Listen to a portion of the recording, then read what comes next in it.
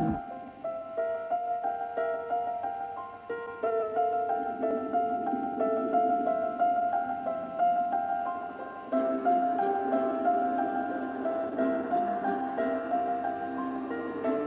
channel stopped you, but not us. Now it's our turn. You've had your time, you Germans.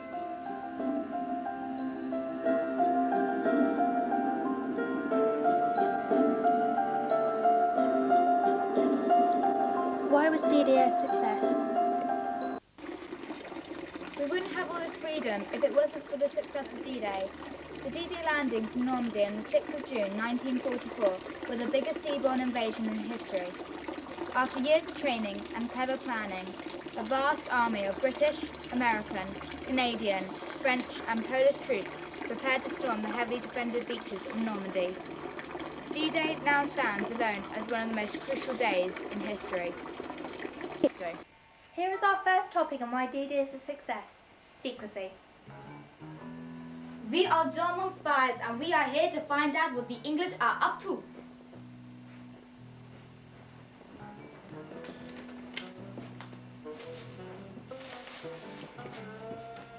If it wasn't for secrecy, D-Day would have almost certainly not been a success. Germans would have known where and when we were going to attack and could have been more prepared. If it wasn't for secrecy, we may now be living under German rule. That was why it's so important to keep other people from finding out about operations, plans and tactics. Secrecy is maintained in many ways. To keep inventions and machines secret, different parts were made all over the country in different places. This resulted in few people seeing the finished products, and most people were never told what they were actually making. Also, German agents were in Britain, told to report back to Germans about all troop manoeuvres for D-Day. In fact, each agent had been caught and turned by the British officers before 1944. All of these messages were dictated by Allied officers feeding false information. Secrecy was a vital part of D-Day.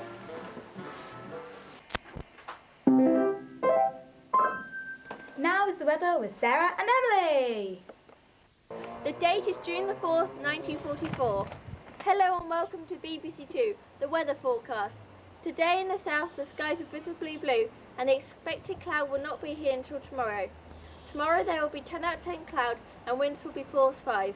The seas are thought to be relatively calm, so perfect weather for sailing. By Monday evening wind speed will decrease and there will be 5 out of 10 cloud. Wind direction will be westerly. Over the next week weather conditions should improve. Tune in tomorrow for the latest weather update. Thank you and good night.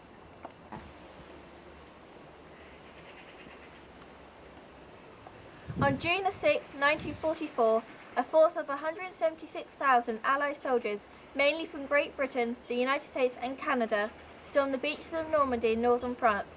D-Day, as the Allies called it, was the largest seaborne invasion in history. The invasion took the Germans by surprise because they expected an invasion to come from further north, near Calais, at the narrowest part of the English Channel.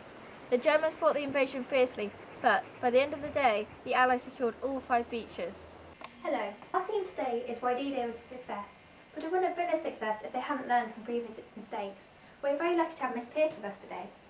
Hello, so can you tell me why the attack on Dieppe was such a disaster? Well, the attack on Dieppe was to test German defences. We were very hopeful about this attack as we had had success against the Germans before. Unfortunately, a section of the force exchanged fire with a German convoy prior to the attack. Therefore, their element of surprise was lost. What other problems were there? Some of the force landed late or in the wrong place. Allied Air Force had failed to locate gun positions hidden in the cliffs surrounding the port, and it was these that caused such devastation. How many people were killed in this attack? 3,367 Canadians were either killed, wounded or captured. 275 British were killed, 1 destroyer and 33 landing craft were lost, 550 seamen dead and 106 aircraft drowned. That must have been devastating. How did this help the Allied troops succeed at D-Day? They decided that in future an air bombardment would be sent before a landing, and they saw the need to improve amphibious capabilities. But the most important thing they learned from Dieppe was that attacking a port was impossible, which led them later to build the Mulberries. Thank you, Miss Pearce. During the war, people came up with many amazing ideas for inventions. A few we're going to show you are Pluto, Window and the bobbin. Pluto stands for Pipeline Under the Ocean. The pipeline was being laid under the English Channel to supply the D-Day vehicles with fuel. The reason for laying it under the sea was most importantly so the enemy were unaware of its existence. Secondly, it was a much more secure way of transporting fuel, as, on the surface, it could well come under enemy attack and be blown up.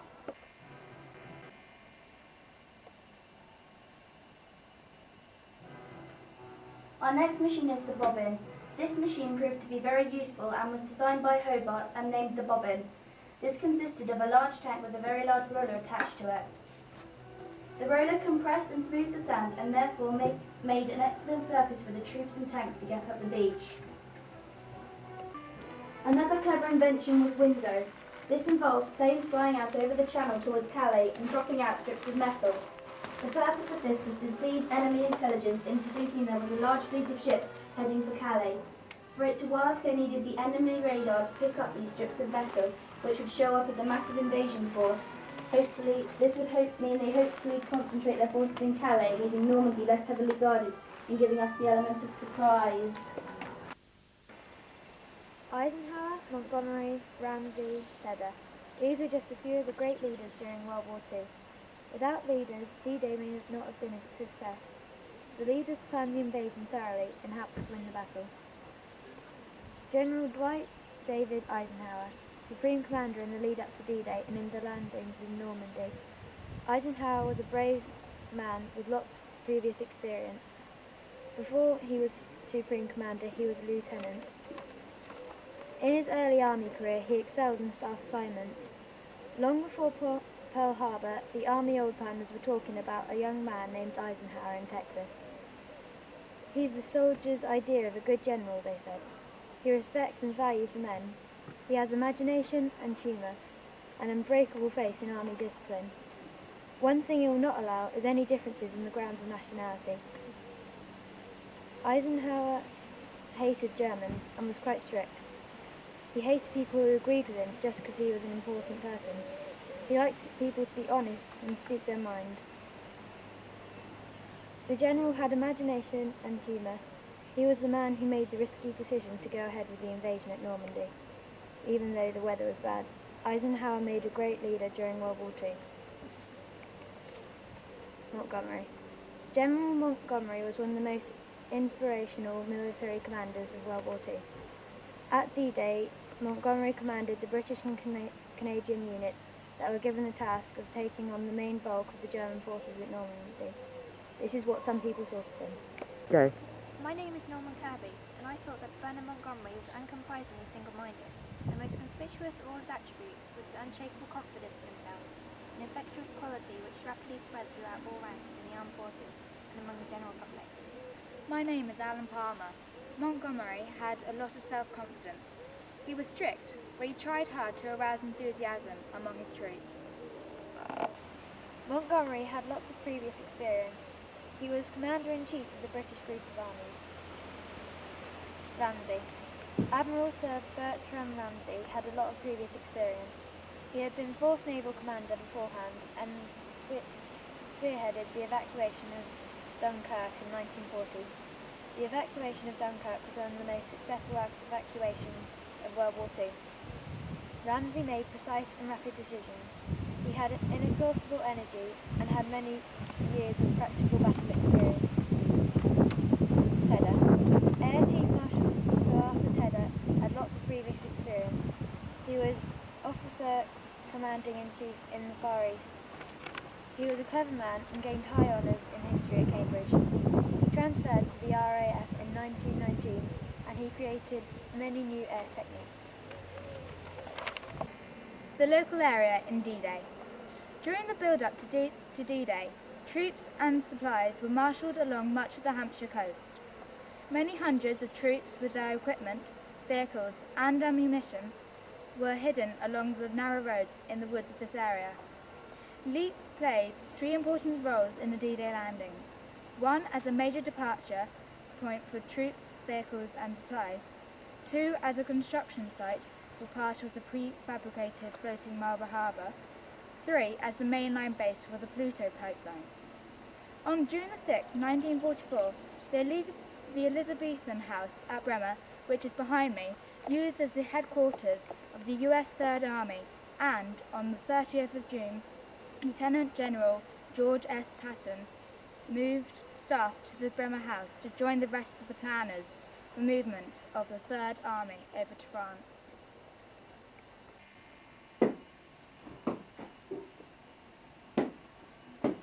Come on, dear. I'm here, get a move on.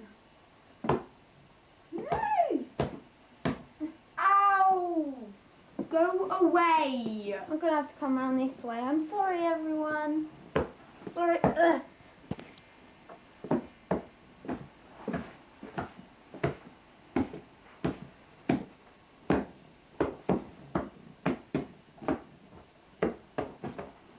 Just sit down. Yes, You two. like a cup of tea, dear? Shh, I'm trying to speak. Hello, I was a young boy at the age of 19. 90? 19 during the time of D-Day. One Monday at dawn I gazed silently out to sea. What are you doing there? From my post on a Hampshire cliff-top. The spectacle before me was quite awesome and unforgettable. It was unforgettable. Spread across the blue-green waters of Christchurch Bay. Christchurch Bay? It was Christchurch Bay. Christchurch Bay. From the Needles to Hainsbury Head. Hainsbury Head? Hainsbury Head Hainsbury Head. was an armada of sea-going craft, a vast sea of ships and boats of every shape and size. Every shape and size. There was every shape and size. Tedious. I'm trying to speak. It was an incredible sight. I also remember landing crafts began arriving in no time at all. The docks were packed. In the old docks, which is Portsmouth, men were building mulberry harbours. Mulberry? I don't think I've ever tried a mulberry before. You're not meant to, dear. Hmm. I remember Americans. Americans. They used to be so nice, but now they're so loud-mouthed. Dear. Canadians and Free French sitting outside my house on my road, waiting And waiting. and waiting And waiting. and waiting. Well, we did a lot of waiting that day. Oh yes, and women in the time of D-Day also played a part. I was a nurse, you see. I remember that. Yes, so do I. I remember coming home and taking pity on those men who were outside our house. I invited several into our home. Oh, yes. Yes, The strangers. remember that. I didn't have much to offer because of rationing, but I made gallons of tea and cut up piles of bread for cucumber sandwiches. Oh, How I love those cucumber sandwiches. Not like Marmite these days. Ugh. I know. Cucumber were the best. In return, they gave us some of our rations. I remember US convoys were parked all along the streets in Southampton, as we lived in a rented house in Southampton. we weren't very I remember rich. that one. I remember cigarettes. Did you smoke in those days? Well, bit. No, I didn't. Chocolates. Oh, yeah. They were good. I liked them. Tin food and tasty bits of food. Not on sale at our Southampton shop. That wasn't that No. very good, that Southampton But which shop. the Americans have passed on. The Americans used to be quite nice, but now they're so loud-mouthed, impossible people. Don't say that. Sorry. Dear. Yeah. My relatives lived around Hampshire when New Milton was bombed. She saw a man get out of his car, and he was on fire. On fire? On fire. On fire? On fire. I'll never forget the day she told me that. What? That he was on fire. On fire? On fire! He was on fire. He was on fire, indeed he was. He was injured. I thought you said he was on fire. He was on fire! Oh. And had to be taken to the local hospital. Which hospital was that then? It was New Milton Hospital. Anyway, they took him to the hospital. The New Milton Hospital? Yes, the New Milton Hospital. Yeah, it used to be good in those days, but now I wouldn't bother going there. By the way, you see, I also remember what Churchill said on the day of D-Day on the radio. We'll have only one chance to stop the enemy, and that's while he's in the water. Everything we must do must be on the coast. The first 24 hours of the invasion will be decisive. For the Allies, as well as Germany, it will be the longest day. We hope that you understand that D-Day was a success due to all these reasons. They were all linked together. For example, Learning from mistakes is linked to inventions, because if they hadn't attacked yet and found how impossible it is to attack a port, they wouldn't have created the mulberries. Leadership is linked to timing and location, because if there were no leaders, there would not be anyone to decide where and when to attack. Secrecy is linked to inventions, because if the Germans knew what machines were being built, they would know how to defend themselves from them. So which of these is most important? Was it leaders? Was it inventions? Was it timing and location? Was it learning from mistakes? Was it the local area? Or was it secrecy? Secrecy is most important because it linked to all other reasons.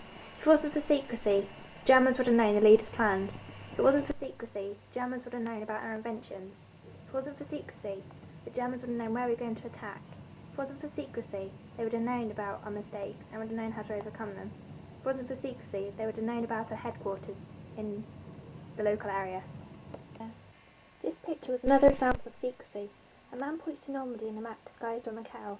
Only certain people knew what to look for in this picture, so to most people it was just an ordinary cartoon. Hints like this were often put in newspapers, but could only be spotted if you knew where to look. All of these factors contributed to the success of D-Day, but we still must not forget those who served and some who lost their lives. If it wasn't for them, D-Day would not even took place, and our lives would be very different from now. We owe our current good quality of life to these people, and they must not be forgotten.